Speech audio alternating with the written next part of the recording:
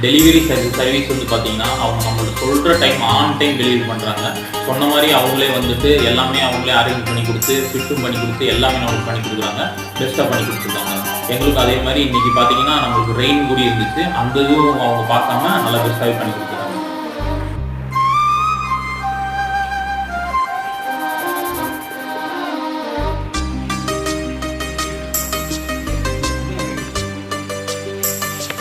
இன்னிசை பாடி வரும் இளம் காற்றுக்கு உருவமில்லை.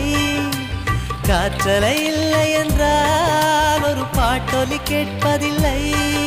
ஒரு கானம் வருகையில் உள்ளம் கொள்ளை போகுதே. ஆனால் காற்றின் முகவரி கண்கள் அறிவதில்லையே.